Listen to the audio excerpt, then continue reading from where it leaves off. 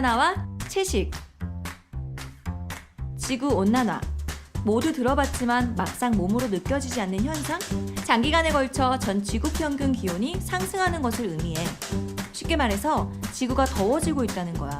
이미 우리의 지구는 100년 전보다 기온이 1도나 높아졌어. 1도? 큰 차이가 아닌 것 같을 거야. 하지만 그 1도로 인해서 중동 지역의 온도가 무려 54도까지 올라가고 한반도의 5분의 1 크기의 빙하들이 매년 사라지고 있어. 뿐만 아니라 호주 같은 경우는 온난화로 건조해진 숲에 초대형 산불이 났는데 무려 7개월 동안 꺼지지 않았어. 이 산불로 인해 호주 전체 숲의 20%가 사라져버렸어. 그리고 야생동물 5억 마리가 죽고 코알라는 멸종 위기종이 되어버렸지.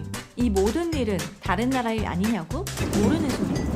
2020년 우리나라는 50일간 장마와 폭우가 내렸어. 자, 그럼 지구온난화를 막을 수 있는 방법이 뭐가 있을까? 지구온난화는 온실가스에 의해서 발생하는 건데 온실가스를 막아주고 흡수해주는 건 바로 숲, 토지, 그리고 바다야. 지구가 우리를 지켜주기에는 너무 늦어버렸어.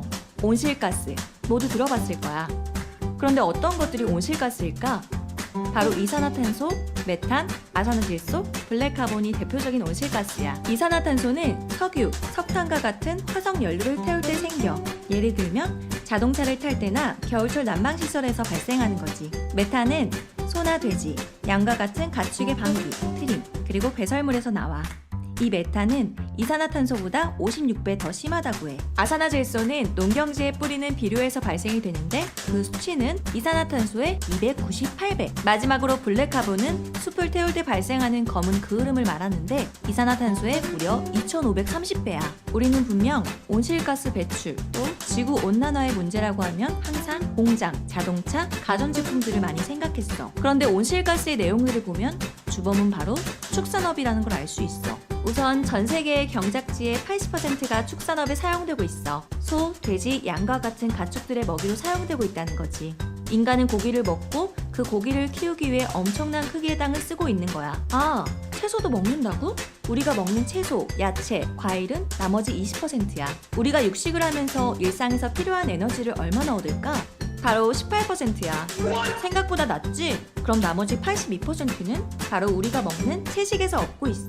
그런데 최근에 사람들이 육식을 많이 하면서 자연스럽게 축산업이 커지고 그 가축들을 키우기 위해서 더 많은 경작지가 필요한데 지구의 땅은 한정적이어서 숲을 태워서 경작지를 늘리고 있어.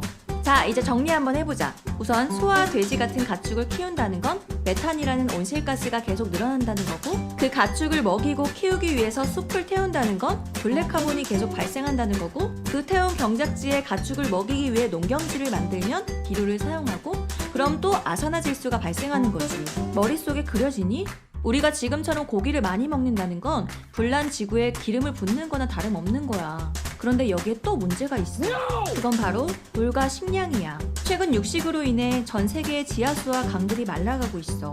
소고기 1kg을 생산하려면 16,000리터의 물이 필요한데 감자 같은 경우에는 1kg에 130리터면 충분하다고 해. 그리고 소고기 1kg을 생산하는데 7에서 16kg의 곡물이 필요해. 전 세계에서 생산되는 곡물의 37%가 가축 먹이로 사용되고 있어. 37%가 어느 정도냐고? 20억 명의 인구가 배부르게 먹고도 남는 양이야. 그럼 우리가 채식을 한다면 지구온난화를 막을 수 있을까? 우선 우리가 채식을 하면 하루에 4kg의 온실가스를 줄일 수 있어. 그리고 우리나라 모두가 일주일에 하루만 채식을 해도 무려 자동차 450만 대를 멈추는 효과야. 무엇보다 농경지의 75%가 불필요해지고 그 농경지에 나무를 심으면 나무들이 온실가스를 흡수해줄 거야.